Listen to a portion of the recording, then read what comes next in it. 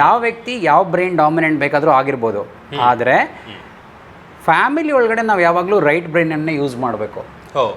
Profession ಲೈಫಲ್ಲಿ ನಾವು ಯಾವಾಗಲೂ ಲೆಫ್ಟ್ ಬ್ರೈನನ್ನೇ ಯೂಸ್ ಮಾಡಬೇಕು. ರೈಟ್ ಬ್ರೈನ್ ಬಗ್ಗೆ ಸಂಪೂರ್ಣ ಕ್ಲಾರಿಟಿ ಕೊಡ್ತೀನಿ. ಸೊ ಆ ಕಾಂಟೆಕ್ಸ್ಟಲ್ಲಿ ನಾವು ಹೇಳ್ತೀವಿ, ರೈಟ್ ಬ್ರೈನ್ ಅವರು ಯಾವಾಗಲೂ ಕೂಡ ಸಖತ್ ಕ್ರಿಯೇಟಿವ್ ಆಗಿ ಹಾರ್ಟಿಂದನೇ ಥಿಂಕ್ ಮಾಡ್ತಾರೆ. ಲೆಫ್ಟ್ ಬ್ರೈನ್ ಅವರಿಗೆ, ರೈಟ್ ಬ್ರೈನ್ ಅವರಿಗೆ ಗೋಲ್ಸ್ ವಿಷನ್ಸ್ಗಳ ಬಗ್ಗೆ ಸ್ವಲ್ಪ ಅವೇರ್ನೆಸ್ ತುಂಬ ಕಡಿಮೆ ಇರುತ್ತೆ. ರೈಟ್ ಬ್ರೈನ್ ಅವರಿಗೆ ಲೆಫ್ಟ್ ಬ್ರೈನ್ ಮಾತಾಡೋದು, ಥಿಂಕ್ ಮಾಡೋದು, ಅವ್ರು ಬಿಹೇವ್ ಮಾಡೋದು ಎಲ್ಲದೂ ರಾಂಗ್ ಆಗಿನೇ ಕಾಣಿಸ್ತಿರುತ್ತೆ. ಲೆಫ್ಟ್ ಬ್ರೈನ್ ಡಾಮಿನೆಂಟ್ ಇರೋರಿಗೆ ರೈಟ್ ಬ್ರೈನಲ್ಲಿ ಮಾಡ್ತಿರೋದು ಎಲ್ಲದೂ ಮಿಸ್ಟೇಕ್ಸ್ ಆಗಿನೇ ಕಾಣಿಸ್ತಿರುತ್ತೆ. ಫಿಂಗರ್ ಪ್ರಿಂಟ್ ಅನಾಲಿಸಿಸ್ ಮಾಡಿ ಯಾವ ಬ್ರೈನ್ ಡಾಮಿನೆನ್ಸ್ ಇದೆ, ಅವ್ರಿಗೆ ನಾವು ಯಾವ ಥರ ವಾತಾವರಣ ಕೊಟ್ಟರೆ ಅವರು ಬೇರೆ ಆಪೋಸಿಟ್ ಬ್ರೈನ್ ಡಾಮಿನೆನ್ಸ್ ಇರೋ ಜೊತೆಗೆ ಯಾವ ಥರ ಸರಿಯಾಗಿ ವ್ಯವಹರಿಸಬಹುದು ಅನ್ನೋದನ್ನು ಕಂಪ್ಲೀಟ್ ಕ್ಲಾರಿಟಿ ಕೊಡ್ತೀವಿ. ಅವಾಗ ನಾಳೆ ಬೆಳಿಗ್ಗೆಯಿಂದನೇ ಆ ರಿಲೇಷನ್ಶಿಪ್ ಬಾಂಡಿಂಗ್ ತುಂಬ ಚೆನ್ನಾಗಿ ಆಗ್ಬಿಡುತ್ತೆ. ನನ್ನ ವೈಫ್ ನನ್ಗೆ ಮದುವೆ ಆದಾಗಿಂದ ಅವಳ ನೇಚರೇ ನಂಗೆ ಇಷ್ಟ ಇಲ್ಲ, ನನ್ನ ಹಸ್ಬೆಂಡ್ ನೇಚರೇ ನಂಗೆ ಇಷ್ಟ ಇಲ್ಲ. ಇವಾಗ ಭಗವಂತನೂ ಬೈಕೊಂತಾರೆ, ಗುರುಗಳನ್ನು ಬೈಕೊಂತಾರೆ, ಮದುವೆ ಮಾಡಿಸಿದವ್ರು ಬೈಕೊಂತಾರೆ, ಎಲ್ಲರನ್ನೂ ಬೈಕೊಂಡು. ಆಗ ಜೀವನದಲ್ಲಿ ಇಷ್ಟು ವರ್ಷ ಏನೋ ಸಿಗದೆ ಇರೋ ಅಂತ ಒಂದು ಹೆವೆನ್ ಫೀಲಿಂಗ್ಸ್, ಸಂತೋಷದ ಕ್ಷಣಗಳು ನಮ್ಮ ಮನೆಯಲ್ಲಿ ಸ್ಟಾರ್ಟ್ ಆಗುತ್ತೆ. ನಾನು ಕೇಳಿರೋ ಪ್ರಕಾರ ಕೆಲವು ಎಕ್ಸ್ಪರ್ಟ್ಸ್ಗಳು ಕೂಡ ಅಟ್ಯಾಚ್ಮೆಂಟ್ ಅನ್ನೋ ವರ್ಡನ್ನ ಪಾಸಿಟಿವ್ ಆಗಿ ಯೂಸ್ ಮಾಡ್ತಾ ಇದ್ದಾರೆ. ಈ ವಿಡಿಯೋಗಳನ್ನ ನೋಡೋದ್ರ ಮೂಲಕನೇ ನಿಮ್ಮ ಲೈಫ್ ತುಂಬಾ ಬ್ಯೂಟಿಫುಲ್ ಆಗುತ್ತೆ ಅಂತ ನಾನು ಗ್ಯಾರಂಟಿ ಕೊಡೋಕೆ ಸಾಧ್ಯ ಇದೆ. ಪ್ರತಿಯೊಂದು ಸಂಬಂಧಗಳು ಅಳಿಸೋದಕ್ಕೂ ಕೂಡ, ಸಂಬಂಧಗಳು ಉಳಿಯೋದಕ್ಕೂ ಕೂಡ ಲೆಫ್ಟ್ ಬ್ರೈನು ರೈಟ್ ಬ್ರೈನ್ ಅಂತ ಒಂದಿರುತ್ತೆ. ಲೆಫ್ಟ್ ಬ್ರೈನು ರೈಟ್ ಬ್ರೈನ್ ಇಂದನೇ ಸಂಬಂಧ ಹಾಳಾಗುತ್ತೆ ಅನ್ನೋದಾದ್ರೆ, ಜಗಳ ಬರುತ್ತೆ ಅಥವಾ ರಿಲೇಶನ್ಶಿಪ್ ಬಿಲ್ಡ್ ಆಗುತ್ತೆ, ಪ್ರೀತಿ ಶುರು ಆಗುತ್ತೆ. ಪ್ರತಿಯೊಬ್ಬ ವ್ಯಕ್ತಿಗೆ ಲೆಫ್ಟ್ ಬ್ರೈನ್ ಮತ್ತು ರೈಟ್ ಬ್ರೈನ್ ಅನ್ನೋದು ಕ್ಯಾಶುವಲ್ ಆಗಿರುತ್ತೆ. ಅವರ ವಿಶಿಷ್ಟತೆಯ ವಿಭಿನ್ನತೆಯ ಅನುಗುಣವಾಗಿ ಅವರು ಲೆಫ್ಟ್ ಬ್ರೈನ್ ಡಾಮಿನೆಂಟ್ ಬೇಕಾದರೂ ಇರ್ಬೋದು, ರೈಟ್ ಬ್ರೈನ್ ಡಾಮಿನೆಂಟ್ ಬೇಕಾದರೂ ಇರ್ಬೋದು.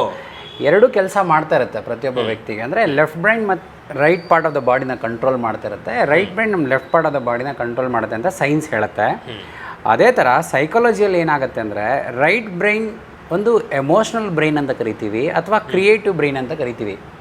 ಲೆಫ್ಟ್ ಬ್ರೈನನ್ನು ಅದು ಲಾಜಿಕಲ್ ಬ್ರೈನ್ ಅಂತ ಕರಿತೀವಿ ಅಥವಾ ಪ್ರಾಕ್ಟಿಕಲ್ ಬ್ರೈನ್ ಅಂತಲೂ ಕರಿತೀವಿ. ಈ ಒಬ್ಬ ವ್ಯಕ್ತಿ ಲೆಫ್ಟ್ ಬ್ರೈನ್ ಡಾಮಿನೆಂಟ್ ಇದ್ದರೆ ಅವರು ರೈಟ್ ಬ್ರೈನನ್ನು ಯೂಸ್ ಮಾಡೋದು ಕಷ್ಟ. ರೈಟ್ ಬ್ರೈನ್ ಡಾಮಿನೆಂಟ್ ವ್ಯಕ್ತಿ ಆಗಿ ಹುಟ್ಟಿದರೆ ಅವ್ರಿಗೆ ಲೆಫ್ಟ್ ಬ್ರೈನನ್ನು ಯೂಸ್ ಮಾಡೋಕ್ಕೆ ಕಷ್ಟ. ಇವಾಗ ನಾನು ರೈಟ್ ಬ್ರೈನ್ ಡಾಮಿನೆಂಟ್ ವ್ಯಕ್ತಿ ಆಗಿರ್ತೀನಿ, ನಮಗೆ ಪ್ರಾಕ್ಟಿಕಲಾಗಿ ಥಿಂಕ್ ಮಾಡೋದಾಗಲಿ ಅಥವಾ ಕ್ಯಾಲ್ಕುಲೇಟಿವ್ ಆಗಿ ಥಿಂಕ್ ಮಾಡೋದಾಗಲಿ ಅಥವಾ ಲಾಜಿಕಲಾಗಿ ಎಲ್ಲದೂ ಥಿಂಕ್ ಮಾಡೋದಾಗಲಿ ಎಲ್ಲ ಸಮಯದಲ್ಲಿ ತುಂಬ ಕಷ್ಟ ಆಗಿಬಿಡುತ್ತೆ. ಸೊ ಈ ಪ್ರೋಗ್ರಾಮ್ ಮೂಲಕ ನಾನು ಒಂದು ಬ್ಯೂಟಿಫುಲ್ ಸೀಕ್ರೆಟ್ ಏನು ಹೇಳೋಕ್ಕೆ ಇಷ್ಟಪಡ್ತೀನಪ್ಪ ಅಂತ ಹೇಳಿದ್ರೆ, ಯಾವ ವ್ಯಕ್ತಿ ಯಾವ ಬ್ರೈನ್ ಡಾಮಿನೆಂಟ್ ಬೇಕಾದರೂ ಆಗಿರ್ಬೋದು, ಆದರೆ ಫ್ಯಾಮಿಲಿ ಒಳಗಡೆ ನಾವು ಯಾವಾಗಲೂ ರೈಟ್ ಬ್ರೈನನ್ನೇ ಯೂಸ್ ಮಾಡಬೇಕು. ಪ್ರೊಫೆಷನ್ ಲೈಫಲ್ಲಿ ನಾವು ಯಾವಾಗಲೂ ಲೆಫ್ಟ್ ಬ್ರೈನನ್ನೇ ಯೂಸ್ ಮಾಡಬೇಕು.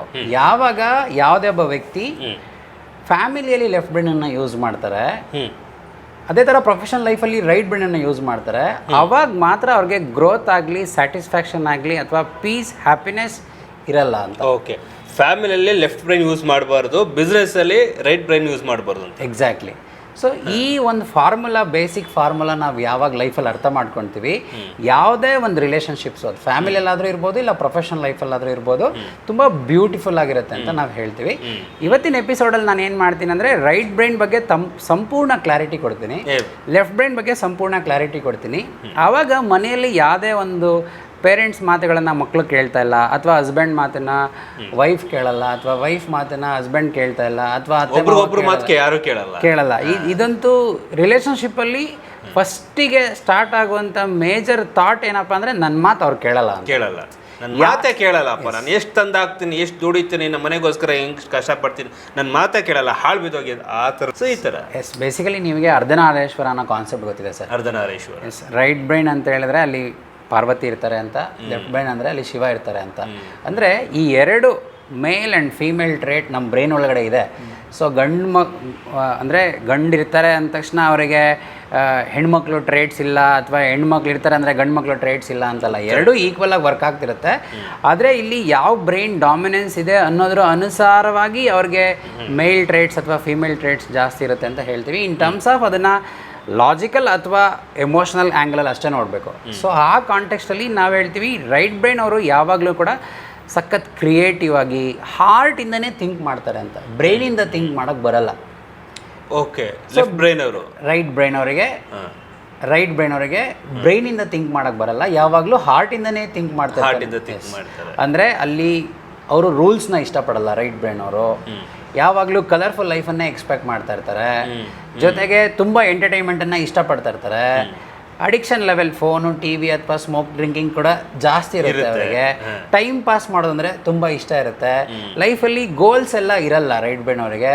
ಹಂಗಂತ ಯಾರು ಉದ್ಧಾರ ಗೋಲ್ಸ್ ಆ ಥರ ಎಲ್ಲ ಸ್ವಲ್ಪ ಅವೇರ್ನೆಸ್ ಕಂಪೇರ್ಡ್ ಟು ಲೆಫ್ಟ್ ಅಂತ. ಯಾಕೆ ಅಂದರೆ ಅವ್ರ ವ್ಯಾಲ್ಯೂ ಸಿಸ್ಟಮ್ ಅವ್ರಿಗೆ ಗೊತ್ತಿರಲ್ಲ. ಮನಿಗೆ ವ್ಯಾಲ್ಯೂ ಮಾಡೋದಾಗಿರಲಿ, ಟೈಮ್ ವ್ಯಾಲ್ಯೂ ಮಾಡೋದಾಗಿರಲಿ, ಅಥವಾ ಎಫರ್ಟ್ಸಿಗೆ ವ್ಯಾಲ್ಯೂ ಮಾಡೋದಾಗಿರಲಿ, ಆ ಬ್ರೈನಿಗೆ ಗೊತ್ತಾಗ್ತಿರಲ್ಲ ಅಂತ. ಫಾರ್ ಎಕ್ಸಾಂಪಲ್, ನೀವು ಕನ್ನಡ ಭಾಷೆಯಲ್ಲಿ ಮಾತಾಡ್ತಿದ್ದೀವಿ ಅಂತ ಅನ್ಕೊಳ್ಳಿ, ಇಂಗ್ಲೀಷ್ ಭಾಷೆ ಗೊತ್ತಿಲ್ಲ ಅಂತ ಅನ್ಕೊಳ್ಳಿ. ಲೈಕ್ ವೈಸ್ ರೈಟ್ ಬ್ರೈನ್ ಅವರಿಗೆ ಅವ್ರ ಬಗ್ಗೆ ಅವ್ರಿಗೆ ಒಂದು ವ್ಯಾಲ್ಯೂ ಗೊತ್ತಿರಲ್ಲ. ನನಗೆ ಎಷ್ಟು ತಾಕತ್ತಿದೆ, ನಾನು ಏನೇನೆಲ್ಲ ಮಾಡಬಲ್ಲೆ, ನನ್ನ ಸಾಮರ್ಥ್ಯಗಳನ್ನ ನಾನು ಎಲ್ಲೆಲ್ಲ ಯೂಸ್ ಮಾಡಿಕೊಳ್ಳಬಲ್ಲೆ ಅಂತ ಅವ್ರಿಗೆ ಗೊತ್ತಾಗ್ತಿರಲ್ಲ. ಅವಾಗ ಅವರು ಟೈಮ್ ಪಾಸ್ ಮಾಡ್ತಾ ಇರ್ತಾರೆ. So left brain people highly logical ಇರ್ತಾರೆ, ಅನಾಲಿಟಿಕಲ್ ಇರ್ತಾರೆ, ಅವ್ರಿಗೆ ಪ್ರಾಕ್ಟಿಕಲ್ ಲೈಫ್ ಇಷ್ಟ ಇರುತ್ತೆ, ಯಾವಾಗಲೂ ಗ್ರೋತ್ ಆಗ್ಬೇಕಂತ ಎಕ್ಸ್ಪೆಕ್ಟ್ ಮಾಡ್ತಾ ಇರ್ತಾರೆ, ಹೊಸ ಹೊಸದು ಕಲಿತಾ ಇರ್ತಾರೆ. ಬೇಸಿಕಲಿ ಎಲ್ಲರಲ್ಲಿ ಮಿಸ್ಟೇಕ್ ಹುಡುಕುವಂಥ ಟ್ರೇಟ್ ತುಂಬ ಜಾಸ್ತಿ ಇರುತ್ತೆ. ಇವರಿಗೆ ರೂಲ್ಸು, ರೆಗ್ಯುಲೇಷನ್ನು, ಸ್ಟ್ರಕ್ಚರು, ಆರ್ಗನೈಸ್ಡ್ ಆಗಿರುವಂಥದ್ದು, ಪ್ರಾಕ್ಟಿಕಲ್ ಆಗಿರುವಂಥದ್ದು ಗ್ರೇಟರ್ ಲೆವೆಲಲ್ಲಿ ಫೋಕಸ್ ಮಾಡ್ತಿರ್ತಾರೆ ಲೆಫ್ಟ್ ಬ್ರೈನ್ ಅವರು. ಸೊ ರೈಟ್ ಬ್ರೈನ್ ಅವ್ರ ಹತ್ರ ಆ ಟ್ರೇಟ್ಸೇ ಇರಲ್ಲ. ಇವಾಗ husband and wife left brain ಮತ್ತು ರೈಟ್ ಬ್ರೈನ್ ಡಾಮಿನೆಂಟ್ ಇರ್ತಾರೆ ಅಂತ ಅನ್ಕೊಳ್ರಿ. ಅವಾಗ ಏನಾಗುತ್ತೆ, ಇವ್ರ ಫ್ರೀಕ್ವೆನ್ಸಿ ಮ್ಯಾಚ್ ಆಗಕ್ಕೆ ಸಾಧ್ಯ ಇಲ್ಲ ಅಂತ.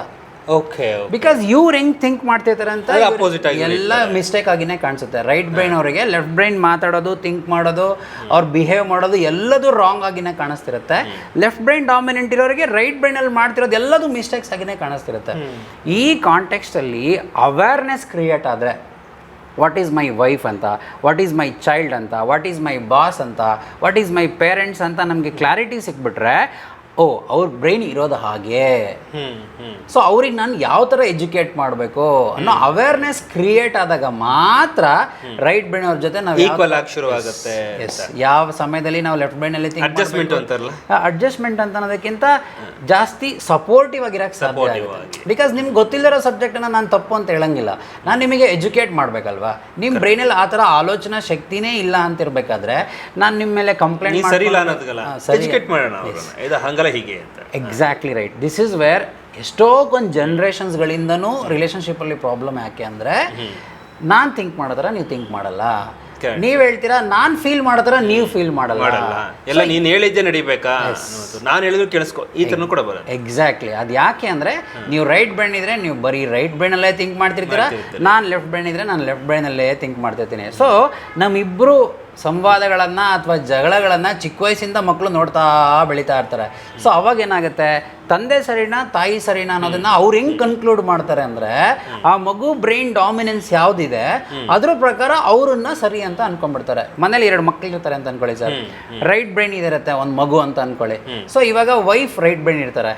ಸೊ ಅವಾಗ ಅಮ್ಮನ ಅನುಕರಣೆ ಆ ಮಗು ತುಂಬ ಫಾಸ್ಟಾಗಿ ಮಾಡೋಕ್ಕೆ ಸ್ಟಾರ್ಟ್ ಮಾಡಿಬಿಡುತ್ತೆ. ಸೊ ಲೆಫ್ಟ್ ಬ್ರೈನ್ ಇರೋವಂಥ ಇನ್ನೊಂದು ಮಗು ಇರುತ್ತೆ, ಅದು ಹೆಣ್ಮಗು ಆದರೂ ಆಗಿರಲಿ ಇಲ್ಲ ಗಂಡು ಮಗು ಆಗಿರಲಿ. ಸೊ ತಂದೆ ಲೆಫ್ಟ್ ಬ್ರೈನ್ ಇದ್ದರೆ ತಂದೆನ ಜಾಸ್ತಿ ಅನುಕರಣೆ ಮಾಡೋಕ್ಕೆ ಸ್ಟಾರ್ಟ್ ಮಾಡಿಬಿಡುತ್ತೆ. ಯೂಶ್ವಲ್ ಆಗಿ ನಾವೇನು ಅನ್ಕೊಳ್ತೀವಿ, ಓ ಅಪ್ಪನ ಥರ ಹೆಣ್ಮಕ್ಳು ಯಾವಾಗಲೂ ಇರ್ತಾರೆ, ಅಮ್ಮನ ಥರ ಯಾವಾಗಲೂ ಗಂಡು ಮಕ್ಳು ಇರ್ತಾರೆ. ಇದೆಲ್ಲ ಜನರಲ್ ಸ್ಟೇಟ್ಮೆಂಟು, ಕಂಪ್ಲೀಟ್ಲಿ ಟ್ರೂತ್ ಅಲ್ಲ. ಸೊ ಹಾಗಿರ್ಬೇಕಾದ್ರೆ ನನ್ನ ಬ್ರೈನ್ ಡಾಮಿನೆನ್ಸ್ ಯಾವ ಥರ ಇದೆ ಅವ್ರುಗಳನ್ನು ಫಾಲೋ ಮಾಡೋಕ್ಕೆ ನಾನು ಸ್ಟಾರ್ಟ್ ಮಾಡಿಬಿಡ್ತೀನಿ. ಅದು ಫ್ರೆಂಡ್ಸ್ ಆದರೂ ಇರಲಿ, ಟೀಚರ್ಸ್ ಆದರೂ ಇರಲಿ, ಎಲ್ಲರೂ ಫಿಂಗರ್ ಪ್ರಿಂಟ್ ಮಾಡಿಸ್ಕೊಂಡೇ ಬ್ರೈನ್ ಡಾಮಿನೆನ್ಸ್ ಬಗ್ಗೆ ತಿಳ್ಕೊಬೇಕಂತ ಏನಿಲ್ಲ. ಇದೆಲ್ಲ ನ್ಯಾಚುರಲ್ ಪ್ರೋಸೆಸ್ ಆಗ್ತಾನೇ ಇರುತ್ತೆ. ನಾವೇನು ಮಾಡ್ತೀವಿ, ಫಿಂಗರ್ ಪ್ರಿಂಟ್ ಅನಾಲಿಸಿಸ್ ಮಾಡಿ ಯಾವ ಬ್ರೈನ್ ಡಾಮಿನೆನ್ಸ್ ಇದೆ ಅವ್ರಿಗೆ ನಾವು ಯಾವ ಥರ ವಾತಾವರಣ ಕೊಟ್ಟರೆ ಅವರು ಬೇರೆ ಆಪೋಸಿಟ್ ಬ್ರೈನ್ ಡಾಮಿನೆನ್ಸ್ ಇರೋ ಜೊತೆಗೆ ಯಾವ ಥರ ಸರಿಯಾಗಿ ವ್ಯವಹರಿಸಬಹುದು ಅನ್ನೋದನ್ನು ಕಂಪ್ಲೀಟ್ ಕ್ಲಾರಿಟಿ ಕೊಡ್ತೀವಿ. ಆವಾಗ ನಾಳೆ ಬೆಳಿಗ್ಗೆಯಿಂದನೇ ಆ ರಿಲೇಷನ್ಶಿಪ್ ಬಾಂಡಿಂಗ್ ತುಂಬ ಚೆನ್ನಾಗಿ ಆಗ್ಬಿಡುತ್ತೆ. ಸೊ ಮಕ್ಕಳು ಮಾತು ಕೇಳಲ್ಲ, ಅಥವಾ ನನ್ನ ವೈಫ್ ನನ್ನ ಮದುವೆ ಆದಾಗಿಂದ ಅವಳ ನೇಚರೇ ನಂಗೆ ಇಷ್ಟ ಇಲ್ಲ, ನನ್ನ ಹಸ್ಬೆಂಡ್ ನೇಚರೇ ನಂಗೆ ಇಷ್ಟ ಇಲ್ಲ. ಇವಾಗ ಭಗವಂತನೂ ಬೈಕೊಂತಾರೆ, ಗುರುಗಳನ್ನು ಬೈಕೊಂತಾರೆ, ಮದುವೆ ಮಾಡಿಸಿದವ್ರು ಬೈಕೊಂತಾರೆ, ಎಲ್ಲರನ್ನೂ ಬೈಕೊಂಡು ಓಡಾಡ್ತಾ ಇರ್ತಾರೆ ಲೈಫ್ ಟೈಮ್. ಹೌದು. ಇದಕ್ಕೆ ಒಂದು ಪುಲಿ ಸ್ಟಾಪ್ ಇಡಬೇಕು ಅಂತ ಯಾರಿಗಾದ್ರೂ ಲೈಫಲ್ಲಿ ಆಸೆ ಇದೆ ಅಂತಿದ್ರೆ ನಿಮ್ಮ ಬ್ರೈನ್ ಡಾಮಿನೆನ್ಸ್ನ ನೀವು ತಿಳ್ಕೊಳ್ಬೇಕಾಗಿರುತ್ತೆ, ನಿಮ್ಮ ಜೊತೆಲಿರೋ ಬ್ರೈನ್ ಡಾಮಿನೆನ್ಸನ್ನು ತಿಳ್ಕೊಳ್ಬೇಕಾಗತ್ತೆ. ಆಗ ಜೀವನದಲ್ಲಿ ಇಷ್ಟು ವರ್ಷ ಏನೋ ಸಿಗದೆ ಇರೋ ಅಂತ ಒಂದು ಹೆವೆನ್ ಫೀಲಿಂಗ್ಸ್, ಸಂತೋಷದ ಕ್ಷಣಗಳು ನಮ್ಮ ಮನೇಲಿ ಸ್ಟಾರ್ಟ್ ಆಗುತ್ತೆ. ಹೆವೆನ್ ಅನ್ನ ನಾವಿಲ್ಲಿ ನೋಡ್ಬೋದು, ಸ್ವರ್ಗನ ನಮ್ಮ ಮನೇಲೆ ನೋಡ್ಕೋಬಹುದು. ಇದು ಹೊರಗಡೆ ಇದೆ ಅಂತ ಯಾರ್ಯಾರೆಲ್ಲ ಹೇಳಿದ್ದಾರೆ, ಅವರು ಒಂದು ಸಿನಿಮಾಗಳಲ್ಲಿ ಅಥವಾ ಸೀರಿಯಲ್ಗಳಲ್ಲಿ ಅವ್ರ ಕಥೆಗಳನ್ನು ಈ ರೀತಿಯಾಗಿ ಹೇಳಿದರು, ಅವ್ರ ಕ್ರಿಯೇಟಿವಿಟಿನ ಅಲ್ಲಿ ತೊಗೊಂಡು ಬಂದರು. ಆದರೆ ನಾವು ಮೋಸ್ಟ್ಲಿ ಅದೆಲ್ಲೋ ಬೇರೆ ಕಡೆ ಇದೆ ಅಂತ ಅಂದ್ಕೊಂಡಿದ್ದೀವಿ. ಅದೆಲ್ಲ ನಮ್ಮ ಭಾವನೆಗಳಲ್ಲೇ ಇರುತ್ತೆ. ಆ ಭಾವನೆಗಳನ್ನು ಅರ್ಥ ಮಾಡ್ಕೊಂಡಾಗ ಮಾತ್ರ ರಿಲೇಷನ್ಶಿಪ್ಪಲ್ಲಿ ಸಾಮರಸ್ಯನ ನಾವು ಎಕ್ಸ್ಪೀರಿಯನ್ಸ್ ಮಾಡ್ಬೋದು.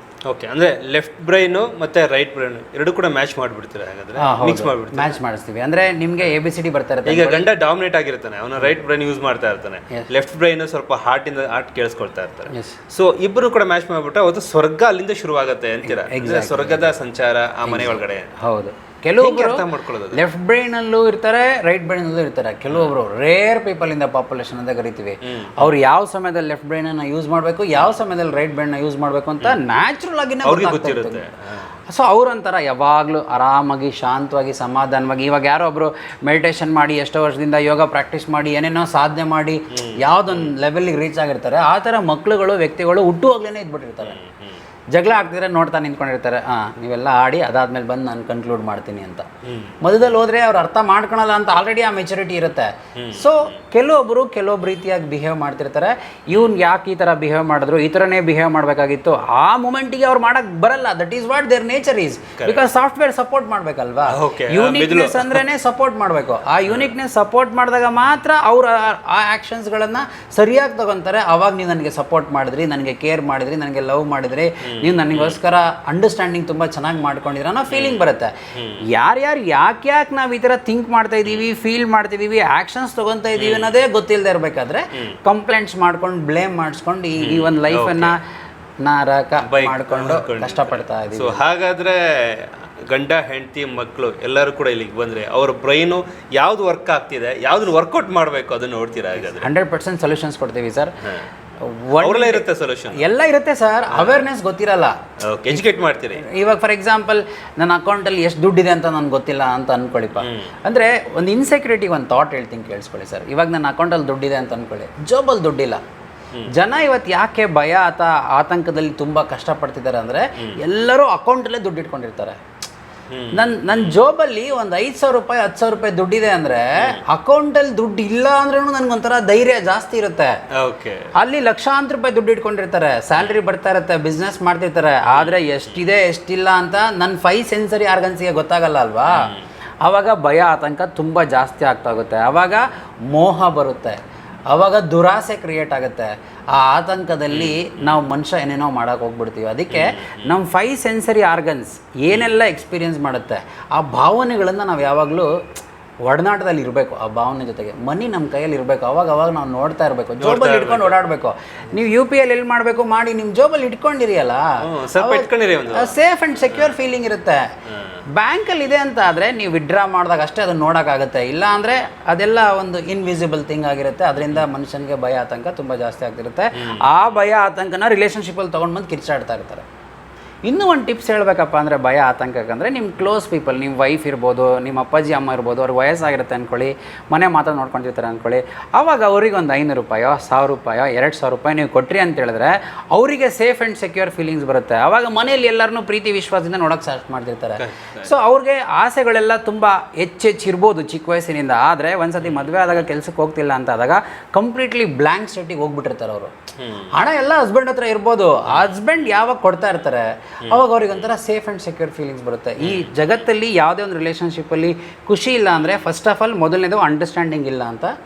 ಸೆಕೆಂಡ್ ಆಸ್ಪೆಕ್ಟ್ ಅವರಲ್ಲಿ ಫಿಯರ್ ಅಥವಾ ಇನ್ಸೆಕ್ಯೂರಿಟೀಸ್ಗಳು ಆಂಗ್ಸೈಟಿಯಾಗಿ ಕನ್ವರ್ಟ್ ಆದಾಗ ಅದು ಅಟ್ಯಾಚ್ಮೆಂಟಿಗೆ ಕನ್ವರ್ಟ್ ಆಗಿಬಿಡುತ್ತೆ. ಅಲ್ಲಿ ಲವ್ ಇಲ್ಲದಾಗ ಆಗ್ಬಿಡುತ್ತೆ. ಸೊ ಎಲ್ಲರೂ ಅಟ್ಯಾಚ್ಮೆಂಟ್ ಇಲ್ಲ ನಮ್ಮ ಮಗುಗೆ ಅಂತ ಹೇಳ್ತಾರೆ. Attachment itself is a wrong word, negative word. ರಿಲೇಷನ್ಶಿಪ್ಪಲ್ಲಿ ಪ್ರಾಬ್ಲಮ್ ಕ್ರಿಯೇಟ್ ಆಗೋದೇ ಅಟ್ಯಾಚ್ಮೆಂಟಿಂದ. ಆದರೆ ಎಲ್ಲರೂ ಅಟ್ಯಾಚ್ಮೆಂಟನ್ನು ಪಾಸಿಟಿವ್ ವರ್ಡ್ ಅಂತ ಅಂದ್ಕೊಂಡ್ಬಿಟ್ಟಿದ್ದಾರೆ. ನಾನು ಕೇಳಿರೋ ಪ್ರಕಾರ ಕೆಲವು ಎಕ್ಸ್ಪರ್ಟ್ಸ್ಗಳು ಕೂಡ ಅಟ್ಯಾಚ್ಮೆಂಟ್ ಅನ್ನೋ ವರ್ಡನ್ನು ಪಾಸಿಟಿವ್ ಆಗಿ ಯೂಸ್ ಮಾಡ್ತಾ ಇದ್ದಾರೆ. ನಾನು ಅವ್ರು ತಪ್ಪು ಅಂತ ಹೇಳ್ತಿಲ್ಲ, ಅವ್ರಿಗೆ ಅವೇರ್ನೆಸ್ ಇಲ್ಲ ಅಂತ ಹೇಳ್ತೀನಿ. Love it self is only the positive word. ಆ ಲವ್ವನ್ನು ನಾವು ಯಾವಾಗಲೂ ಇಟ್ಕೊಂಡಿದ್ರೆ ರಿಲೇಷನ್ಶಿಪ್ ತುಂಬ ಚೆನ್ನಾಗಿರುತ್ತೆ. ಆದರೆ ನಮ್ಮ ಸಬ್ಜೆಕ್ಟಲ್ಲಿ ಇವತ್ತು ನೆಕ್ಸ್ಟ್ ಎಪಿಸೋಡಲ್ಲಿ ಈ ಲವ್ ಅನ್ನೋ ಸಬ್ಜೆಕ್ಟನ್ನು ತುಂಬ ಡೀಟೇಲಾಗಿ ಮಾತಾಡ್ತೀವಿ. Kindly watch it. ಈ ವಿಡಿಯೋಗಳನ್ನ ನೋಡೋದ್ರ ಮೂಲಕನೇ ನಿಮ್ಮ ಲೈಫ್ ತುಂಬ ಬ್ಯೂಟಿಫುಲ್ ಆಗುತ್ತೆ ಅಂತ ನಾನು ಗ್ಯಾರಂಟಿ ಕೊಡೋಕ್ಕೆ ಸಾಧ್ಯ ಇದೆ. See you in the next episode. Thank you so much. ವೀಕ್ಷಕರೇ, ಸೊ ಡಾಕ್ಟರ್ ಮುರಳಿ ಅವರು ಹೇಳಿರುವಂಥದ್ದಷ್ಟೇ ಈಗ ವಿಜ್ಞಾನ ಹೇಳುತ್ತೆ ಲೆಫ್ಟ್ ಬ್ರೈನು ರೈಟ್ ಬ್ರೈನು ಅನ್ನೋಂಥದ್ದು. ಹಾಗೆ ಸಂಬಂಧಗಳಲ್ಲೂ ಕೂಡ ಲೆಫ್ಟ್ ಬ್ರೈನು ರೈಟ್ ಬ್ರೈನು ಅಂದರೆ ಮಿದುಳು ಎಡಭಾಗದ್ದು ಮತ್ತು ಬಲಭಾಗದ್ದು ಹೇಗೆ ವರ್ಕ್ ಆಗ್ತಿದೆ ಅಂತ ಆ ವರ್ಕ್ ಆಗೋದ್ರ ಮೇಲೆ ಆ ಸಂಬಂಧಗಳು ನಿಂತಿರುತ್ತೆ, ಆ ವರ್ಕ್ ಆಗೋದ್ರ ಮೇಲೆ ಆ ಪ್ರೀತಿ ಪ್ರೇಮ ವಿಶ್ವಾಸಗಳು ಇರುತ್ತೆ, ಆ ವರ್ಕ್ ಆಗೋದ್ರ ಮೇಲೆ ಬಾಂಧವ್ಯಗಳು ಕೂಡ ಬೆಳೆಯುತ್ತೆ. ಹಾಗೆ ಆ ಲೆಫ್ಟ್ ಬ್ರೈನು ರೈಟ್ ಬ್ರೈನ್ ಇರೋದ್ರಿಂದನೇ ಕೆಲವೊಂದು ಸಲ ಸಮಸ್ಯೆಗಳು ಕೂಡ ಆಗುತ್ತೆ. ನಿಮಗೆ ಗೊತ್ತಿಲ್ಲ ಅಂತಿಲ್ಲ, ಬಟ್ ಆದರೆ ನಿಮ್ಮನ್ನ ಎಜುಕೇಟ್ ಮಾಡಿ ನಿಮ್ಮನ್ನೊಂದು ಸರಿ ದಾರಿಗೆ ಆ ಮನೆಗಳಲ್ಲೇ ನಿಮಗೆ ಸ್ವರ್ಗವನ್ನು ಕ್ರಿಯೇಟ್ ಮಾಡುವಂಥ ಎಲ್ಲ ಸನ್ನಿವೇಶಗಳನ್ನು ಹುಟ್ಟಾಕುವಂಥದ್ದು ಆ ಫಿಂಗರ್ ಪ್ರಿಂಟ್ಸ್ ಎಕ್ಸ್ಪರ್ಟ್ಸ್ ಆಗಿರುವಂಥ ಡಾಕ್ಟರ್ ಮುರಳಿಯವರು. ಇದು ಯೂನಿಕ್ ಟ್ರೂತ್ನಲ್ಲಿ ಯೂನಿಕ್ ಟ್ರೂತ್ ಆದಂಥ ಸಬ್ಜೆಕ್ಟ್ ಕಂಟೆಂಟ್ ನಿಮ್ಗೆ ಕೊಡ್ತಾ ಇದ್ದೀನಿ. ನೆಕ್ಸ್ಟ್ ಎಪಿಸೋಡ್ ನೋಡ್ತೀರಿ, ಸಖತ್ ಇಂಟ್ರೆಸ್ಟಿಂಗ್ ಆಗಿರುತ್ತೆ.